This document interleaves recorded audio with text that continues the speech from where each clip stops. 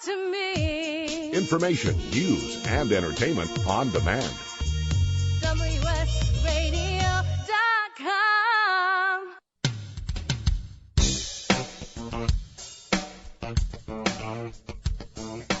Welcome to The Changing Stage, Innovations and Trends in Music Technology, with your host, Florentino Buenaventura. Welcome and thank you for joining. My name is Florentino Buenaventura and this is The Changing Stage. We've got an exciting show for you folks today. This is going to be all about the NAMM conference, and that's the National Association of Musical Merchants. And that'll be going on from the 23rd through the 26th of this month. Our first guest, Jack Higgenotham, is the president of PRS Guitars. He's going to be going over their plans for the NAMM show as well as what's coming for 2014. Now, you can find out more about PRS at www.prsguitars.com. Welcome, Jack. So, Jack, tell me, what are your plans for the NAMM show? Sure. We have, well, let me back up just a second and let me explain that. People think of Paul Reed Smith guitars and they think of a solid body electric guitar because, for 30 years they've seen Carlos Santana playing one of our guitars. So that is what primarily comes to mind. But we have diversified the business in the last few years. So we do have our electric guitars, we have acoustic guitars, and we have an amplifier division. So what we're bringing to the show this year, we have something for every food group, so to speak. Inside of our electric guitars, we have a new custom 24 Floyd Rose guitar with Floyd Rose tremolo. We have a P24 trim, which is a 24-fret custom, essentially, with a tremolo but a piezo system in it. So it's an acoustic electric. You can do split outputs. You have acoustic. You can run a line out and run dual output to a pedal board or an amplifier and actually run two different discrete signals, where you can blend and do some very creative things inside of the guitar that way.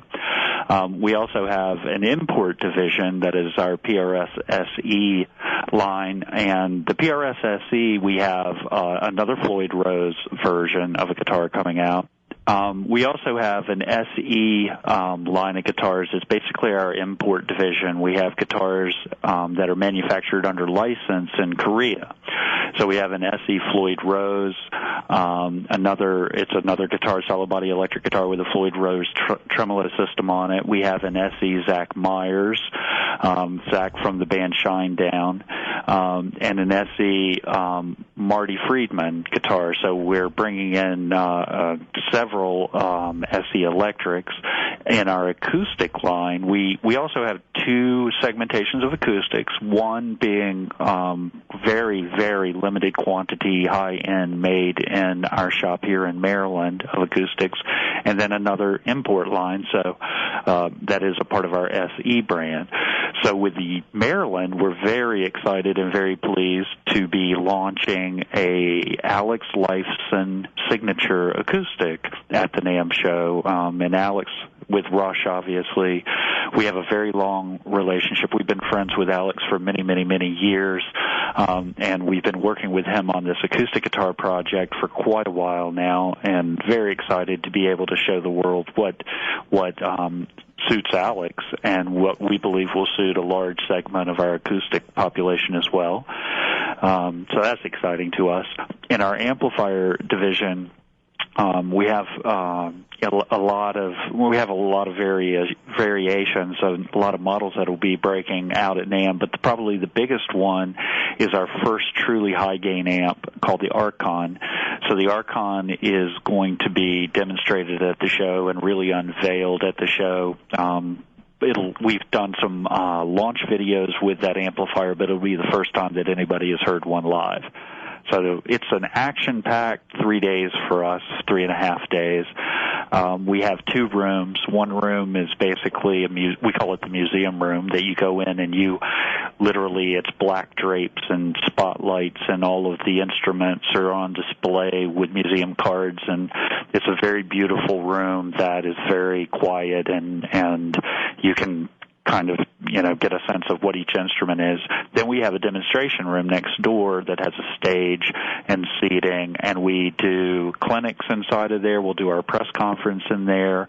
Some of the artists come and demonstrate their own models. So we're running hard for the entire event. Jack, that sounds amazing. So with that wide range of offerings, what message do you want to target to the dealers? What we want to be able to do is to have essentially three distinct product categories, being electric, acoustic, and amplifier, in three distinct price points. So we're trying to hit all of our products, whether you're a first-time buyer and you're in a $500 price range and you want to get one of our SE electrics or acoustic, up to our private stocks, which can be 15, 20, 25,000, and to our normal made in Maryland, what we call core guitars and amplifiers that are in the 2,000 and up range, or our new S2 line, which is a huge product launch we've done in this past year, which is streeting for around $1,399 in that neighborhood. So basically, we have acoustics, electrics, and amplifiers at array of price points. Something for everybody is what our message is. Perfect. Now that is a great message for the dealers. How about those consumers that will be attending the show? What do you have planned for them? Okay, so from a consumer standpoint, it is similar but yet different. So let's talk about our S2 line as a good example there. With the S2, we designed a guitar, or a guitar line, I should say, that we feel the customer is, let's typecast the customer and say it's the indie scene. They're indie bands. They're guitar players that are almost undefinable, and they're looking for an eclectic instrument, a good value instrument, a lot of tone and practicality, not so much flash and dash when it comes to the instruments. So these are instruments that it was an engineering exercise along with an artist relations exercise of delivering a product that a particular type of artist, like Dave from Minus the Bear is going to be at the show demonstrating for us. We want to make Dave happy, and we want a guitar that is going to be the person, the next Dave, is going to be happy, and that price point is in the, $1,200 to $1,400 price range. Now, for us to build a guitar by hand in Maryland and be able to hit that price point, that is quite a feat of time studies, manufacturing efficiencies, everything we've learned in the last 30 years of building electric guitars and doing it well and doing it quickly and doing it efficiently are rolled into that line of guitars. Sounds like all the attendees will appreciate the cool new gear that you have coming out. Now, you have a couple of special ones that are launching, like the acoustic guitar from Eric Leifson of Rush. What do you think is going to get the biggest buzz? Well, I could answer that better after the show. Okay. But I would say I anticipate going into the show that the biggest buzz will probably be around Alex Lifeson and his acoustic, because he is so important to the industry. I think the Archon amplifier, that has been so well received amongst our artists at this point. It's almost unbelievable. And from Mark Tremonti with Creed and Alter Bridge to Zach Myers, Emil Wursler, guys, Opeth, just the creme de la creme of that world. Everybody, to a man that has played that amplifier, has walked away saying, that's for me. And that's a very rare experience. People, they have just embraced it. So we have a very good video and an online launch that's already underway. The feedback from the press and the field has been very positive. So I think that's going to be that's going to be very buzzy as well for us.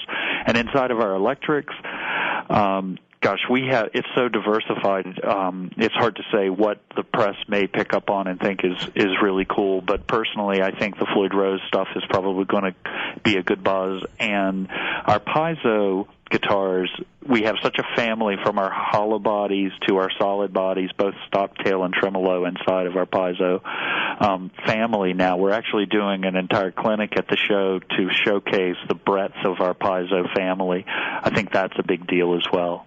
Now, we've talked a lot about the high-profile products that you have coming out.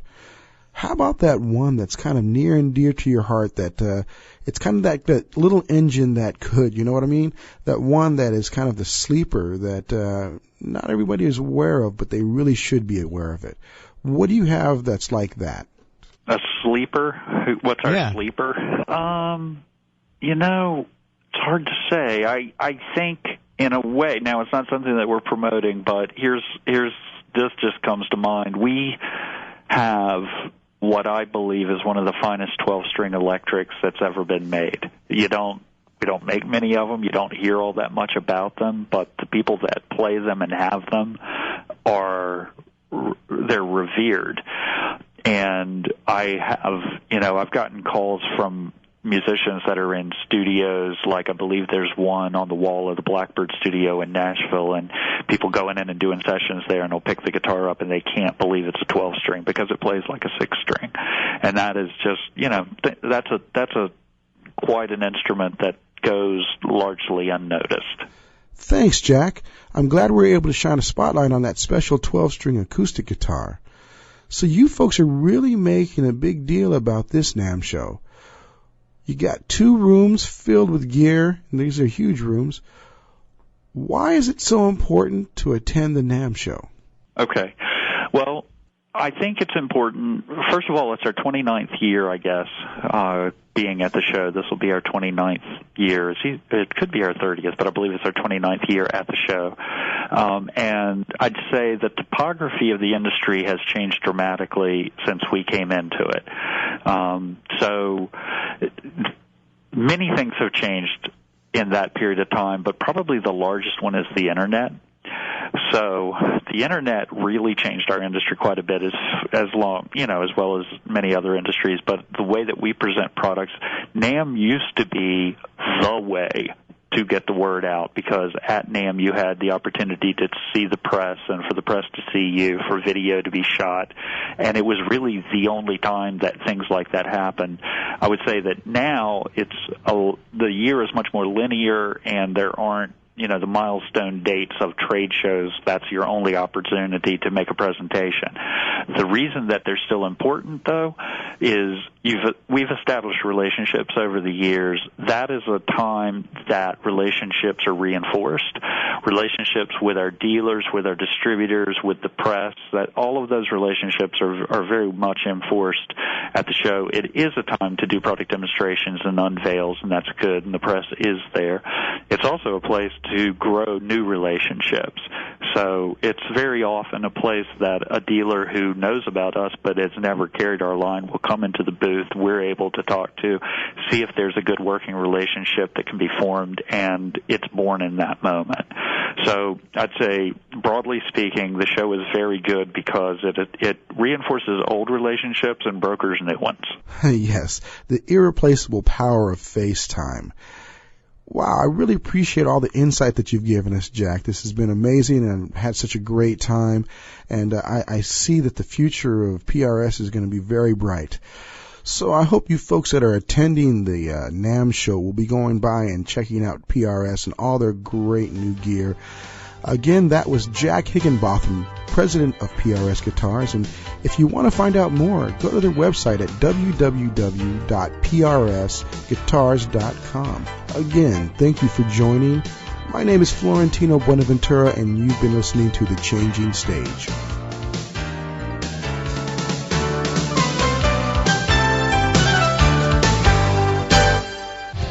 Did you know the majority of radio listeners are between the ages of 35 and 54, have a household income of more than $100,000, are classified as executives or professionals, and share the show they listen to? Become part of the Peggy Smedley Show to reach listeners looking for information on connected devices through cost-effective radio commercials or segment sponsorships. Contact us at 630-933-0844 for more information or visit PeggySmedleyShow.com. Gotham Books presents Marriage Rules by Harriet Lerner. The book Martha Beck calls required reading for anyone hoping to interact successfully with any other human, not just for those in romantic relationships, and that Brene Brown hails as the marriage book we've all been waiting for. Get your copy wherever books and ebooks are sold, and visit harrietlerner.com to learn how to change your marriage today.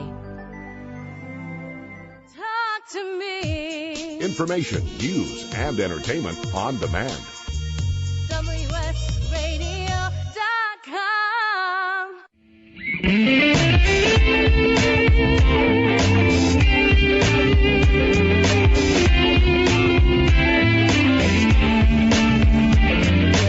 Welcome to The Changing Stage, music gear talk from the manufacturers and musicians who define the biz. Here's your host, Florentino Buenaventura.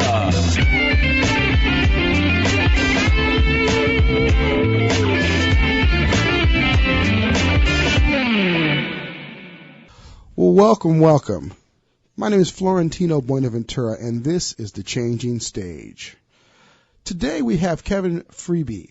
He's a bass expert, and he is an endorsed F-Bass spokesperson.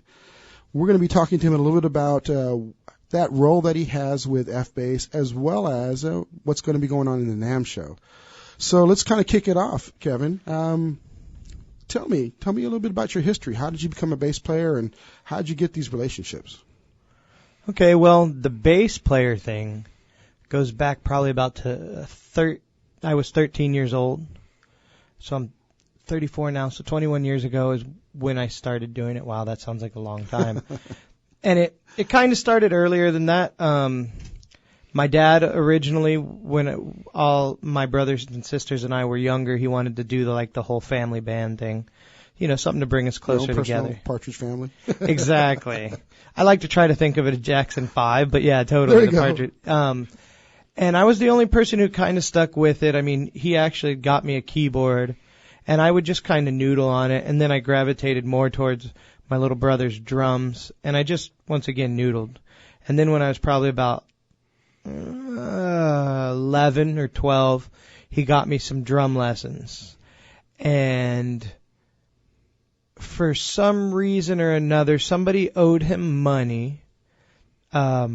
It wasn't like a mob thing or anything, I promise that, but they gave him a bass, okay, and he brought it to me, and I pretty much, that was it. So you're a bass player by Loan Shark, by way of Loan Shark. Yes, exactly. Very cool, very cool. So now that you've kind of went through the history of, kind of when you were a kid, as you've become a professional, tell us a little bit about, what you've done and who you've worked with. And then how you got the relationships with the sponsors that you have. Okay. Well, real quick, I'll do a quick fast forward. Basically, 13. I don't know if I was in bands, but I didn't really get super serious until college. Okay. I became one of those people who wouldn't put the instrument down. And so after that kind of took place and I got inspired like that, all that happened was a lot of practicing and really, just being a kid until you're old enough. For me, I didn't have a musical family, so I wasn't somebody who could get into bars early or anything. I mean, my bands, my high school rock bands and I had a funk band or whatever, I would play gigs, starting at 15 years old, in bars. But aside from that, in order to go see people, I had to wait, the people that I wanted to see at least, because I'm always a big jazz fan. At that age, yeah. Yeah. And so I hit 21 years old and I immediately started just running out to every club there was to, funny enough not to drink at all, just to go, play and sit in all night. And, and I just started meeting people like that. And next thing you know, you're kind of doing it for a living. And then I got a call to play with actually this drummer who definitely I would say falls in the category of a hero of mine. He was more of a hero of all my drummer friends, but I love drums. I'm a big fan, and his name was Virgil Donati. Very cool. Yeah, and that was my first tour. So at 22, I got this gig with like all these really like heavy musicians. Drummer named Virgil Donati, the guitar player was Tony McAlpine, and the keyboardist was Derek Sheranian, and he played in a band called Dream Theater, which was a pretty famous rock band. Yeah, that's a pretty heavy accomplishment for someone 22 playing with these kind of musicians. Yeah, it was awesome, and I got to basically get together with those guys, and then we ended up going and doing a European tour, and that was cool, and it was a huge learning experience because up until that point, I'd basically just done like club dates. Okay. And that kind of right there, getting, playing with somebody that kind of has that sort of notoriety, that attracts a little bit of attention. And that's kind of where the instrument, the relationships with the manufacturers and, the whole kind of endorsement thing of comes into play. Is the second that, you're playing with people that, are interesting and amazing. I mean, I really, it was awesome that I got that experience that early. And that led to basically my first real endorsement, which was with a company called Federa Guitars out of Brooklyn, New York. You read my mind. I was going to ask which was the first one. Yeah. Federa is a pretty weighty bass company. Yeah. So, young guy, how old were you when you got that? The Federa thing, I'd say probably 23. 23, wow. Well, yeah, I mean, it was, pretty much right after, started you go on a tour with some named cats. And next thing you know, it can kind of... The average price for a Federa bass is what? Somewhere around 10, 12 grand, right? Something like that now, yeah. Back in those days, they were a good bit less. Probably, I'd say 6 to 8. Okay. Well, yeah. Not a $200 no Squire. So no, not a $200 Squire, certainly. Although I have played a few of those that sounded pretty good.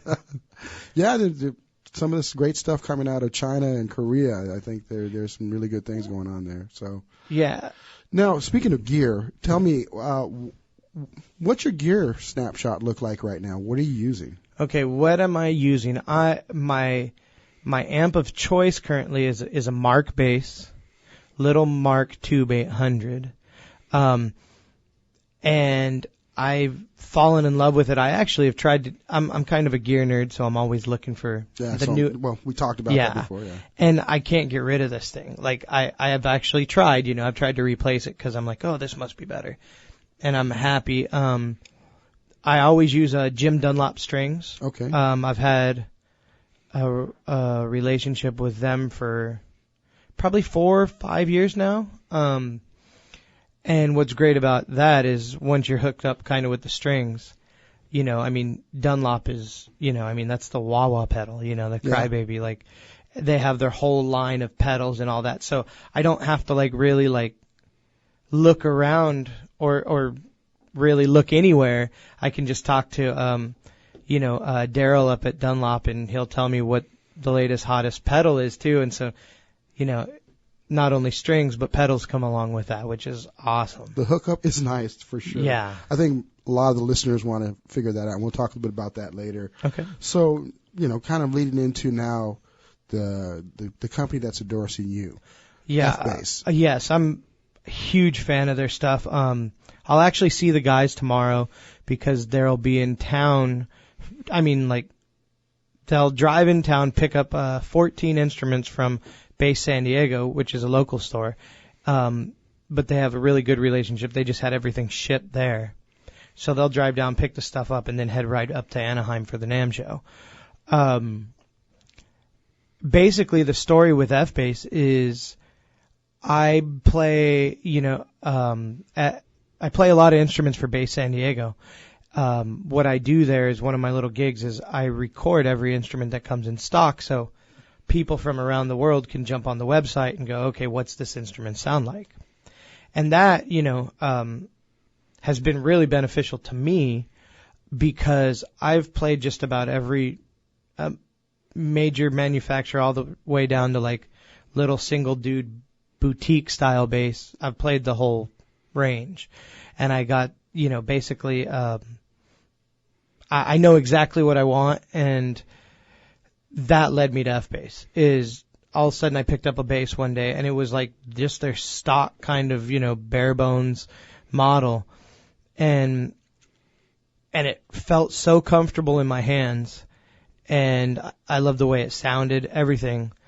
And I called the owner of Bass San Diego, Chris Schaefer, and I was like, we need to talk about this because this bass isn't going to come back. And he goes, okay, well, let me put you in touch with George Furlanetto, who is the F in F-Bass for Lanetto. And we talked, and, I'd already been an artist with Federa, and like you mentioned, that kind of carries a lot of weight. It's one of those things that, once you kind of have an endorsement with them, you can kind of like... Yeah, if you can make it here, you can make it anywhere, right? Kind of that thing. Sort of thing, yeah. Hard to kind of say that and not sound a little pompous or whatever. And I'm not trying to come across that way. I'm just saying that Federa's, recognize that highly. Very high end. Very high end. And, the Federa guys and I are still extremely super close. We're like family. But the F-Bass stuff just really works for me, and I just love it. Again, those are not Squier basses as well. No, they're not. What's the average price for I'd say that I think you can get into like kind of like the model that I fell in love with, the very bare bones sort of guy, is a 5-string, and I think that there's one up on the website, probably $3,600. Okay. So it's definitely, not the price point that the Federas were, but I think every bit the quality, and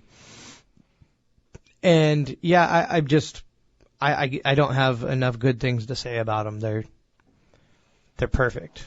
For me, I've also had a lot of hand issues in the past, and so comfort is a big thing.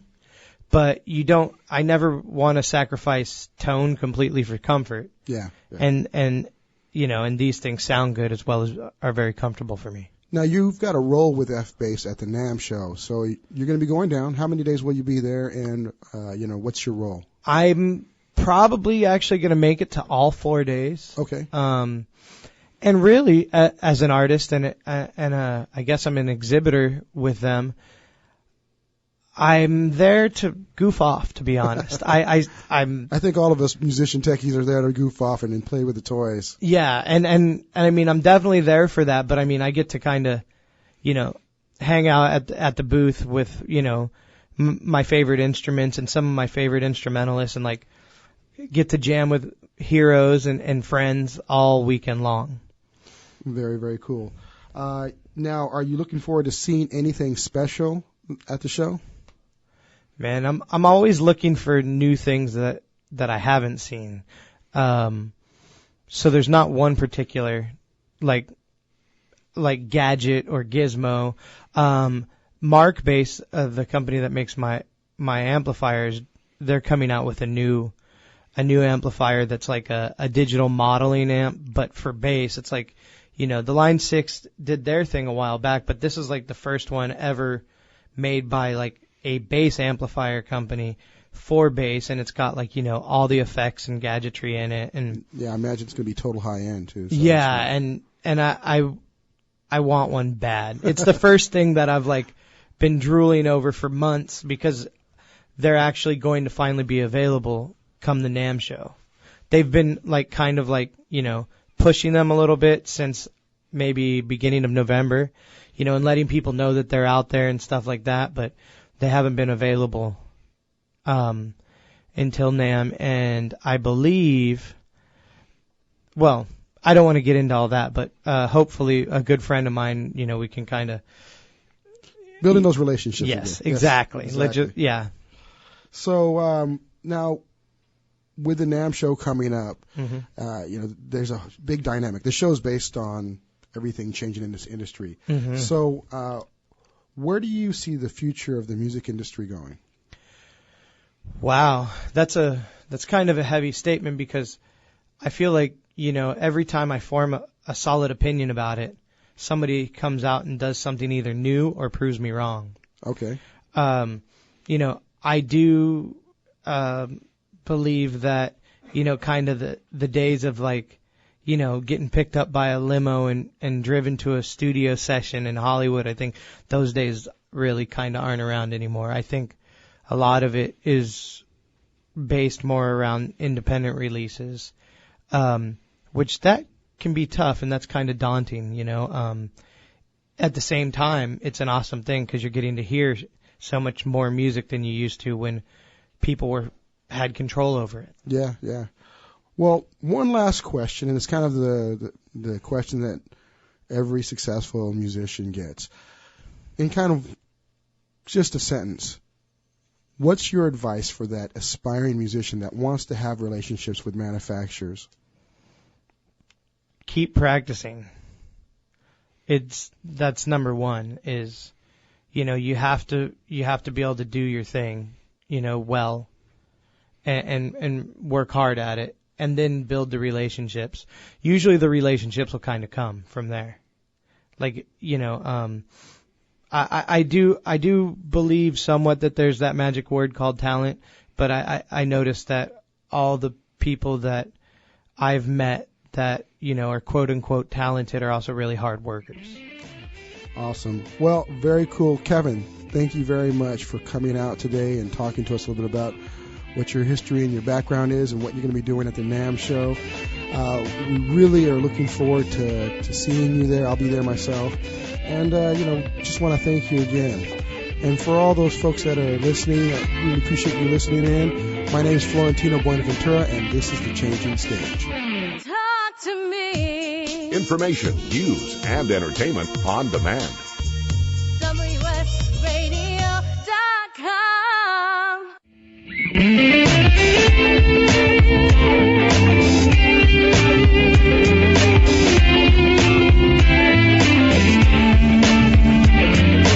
Welcome to The Changing Stage, music gear talk from the manufacturers and musicians who define the biz. Here's your host, Florentino Buenaventura.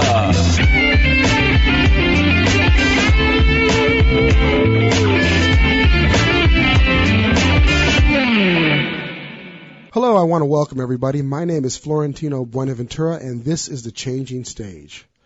Today, our show is going to be all about basses. I'm a bass player, and we've got one of the best bass retail outlets. The owner is here today, and his name is George Himmel. He's from Bass San Diego, and he's going to tell us a bit about that. He's going to tell us about the NAMM show. He had a chance to attend that. That just happened today, as well as some of the other cool things that go along with being the owner of Bass San Diego. So, George, welcome. Thank you very much for coming out here, especially facing that traffic. It was pretty crazy out there. I know. Oh, thanks for having me. Yeah, made it all right, survived. Well, very cool. I see. So that's good. I guess we'll start off with, you've got a great boutique bass store. Tell us a little bit about the store. Tell us about the products that you carry, what you specialize in, all that other fun stuff. Oh, thanks. Yeah.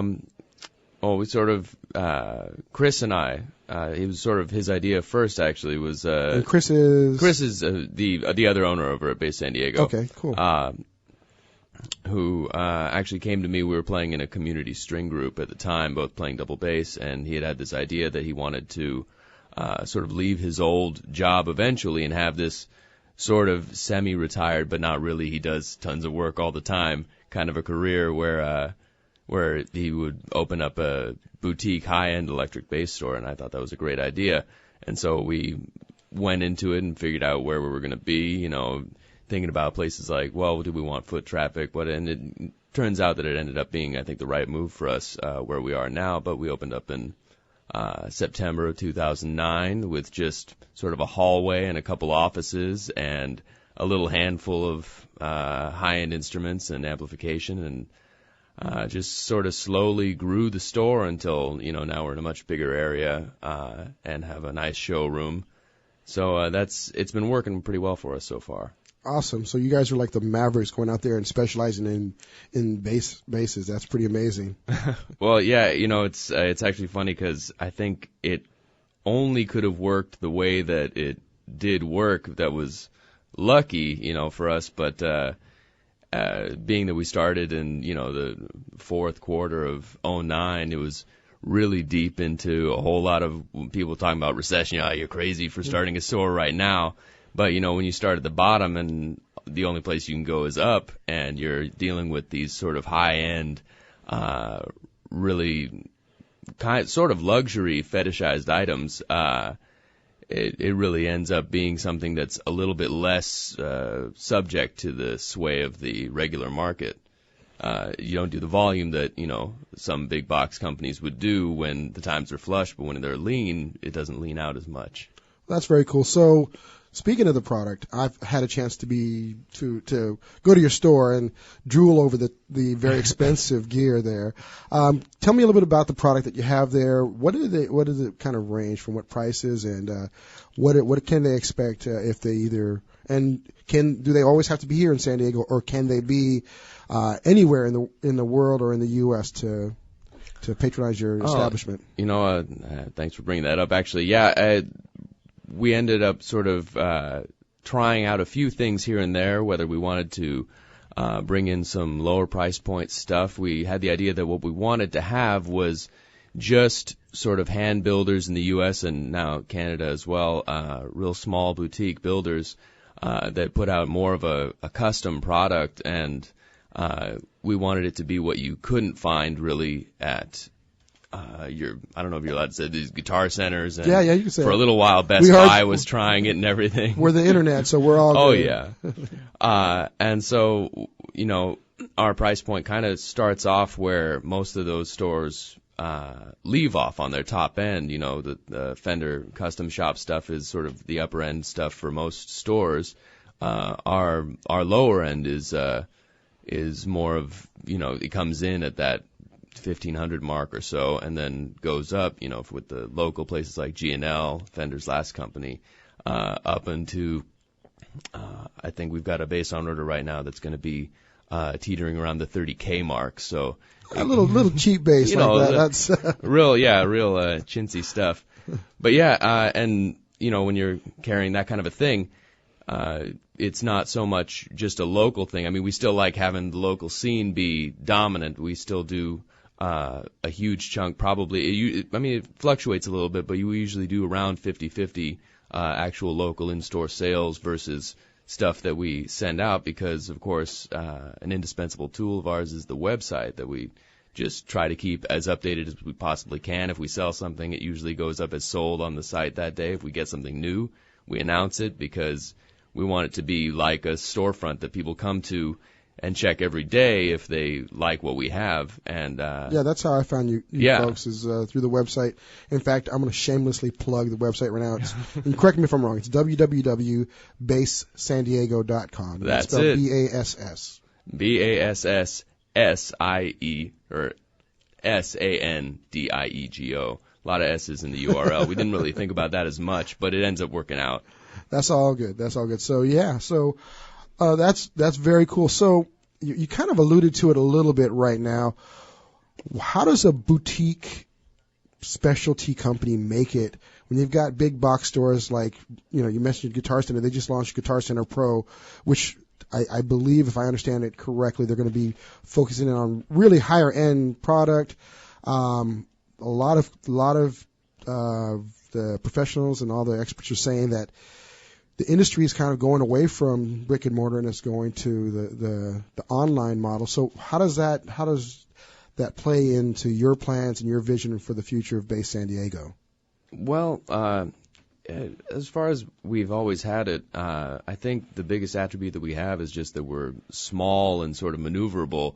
in comparison to some, a larger company that might be trying to move in on a sort of premium line of instruments and amps, because we've always just brought in lines sort of one at a time, and we figure out what's working, what's not. We can very easily just say, okay, well, this isn't really working out as much as we thought it might, and let that simmer and, pick out something new that we might want to do. That on top of the fact that, if you call Base San Diego, you're either talking to me or you're talking to Chris. And that's every once in a while you're talking to Mungie Bunga talk bass royalty. But usually it's just me or Chris. And you have every so often, Kevin Freeby was on the show a couple of nights ago. True. So you've got Kevin, who's kind of a spokesperson for you and F-Bass. That's true. And Kevin and his two kids come into the shop every once in a while, and I usually get to be a babysitter, but it's fun because he's got good kids. Well, aren't you a babysitter all the time with all the bass kids coming in there wanting to play with the bass toys? So. Oh, that's actually funny too. Is we ended up being kind of out here in Sorrento Valley, which people don't know where it is. It's in sort of tech land. It's a lot of commercial buildings that have tech companies and contractor companies and things like that. They're out here. It's not really storefront central, but because we have that sort of destination feel to it, anyone who's looking for something that we're selling is going to seek us out rather than just walking off the street. So that ends up being sort of a plus for us as well. To get back to your question eventually, I think it's just that we're small, maneuverable, and we can offer really good sort of person-to-person customer service whenever anyone calls us or emails us, because it's just the two of us there, and it may take us a little bit to remember who we're talking to, but when we do, we know exactly what you're looking for. Yeah, definitely.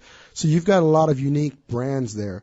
What are maybe a couple of the ones that people may not be aware of, but they really should be aware of, that these are the great basses, and why a $30,000 bass? Well, let's see.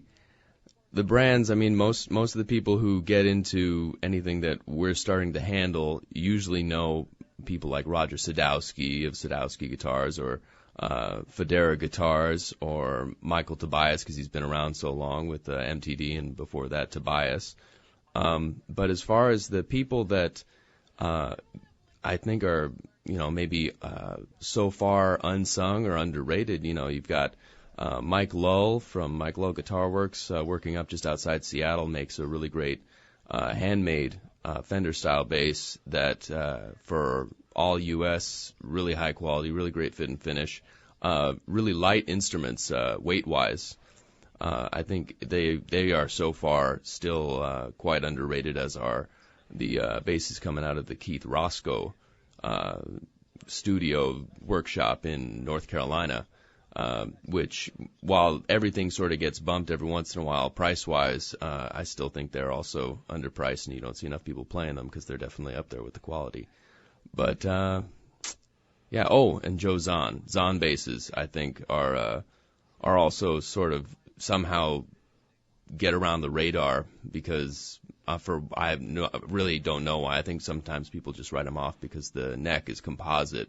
But it has this secret recipe that Joe won't tell me that's, carbon fiber and wood and unicorn horn or something. And it ends up making a really nice, stable, surprisingly organic sounding instrument. Very cool. I just want to say, if Santa Claus is out there, that is my Christmas list for next year. So I just want Santa to remember that. That's awesome. Me too. So, double it up over here. Kind of segues into my next question here.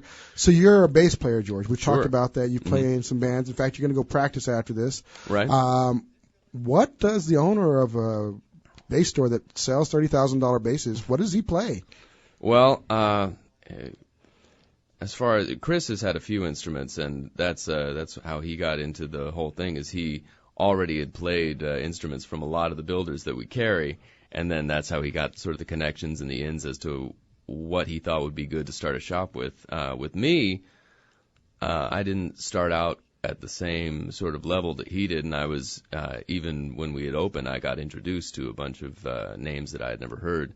But as it stands, I'm currently playing a Sadowski Metro line. That's the Japanese-built ones. It's still awesome instruments, just a little bit less customizable than the New York instruments and a little bit heavier. I've been playing a 5-string PJ Olympic White, and I love that bass. I've got no reason to sell it ever in my life, though there are probably a few instruments I'd like to add to the quiver eventually. It becomes like Jay Leno in his cars, right? Yeah, absolutely. Absolutely. So very cool. I guess one last question. What is the message that you want people to know about your shop?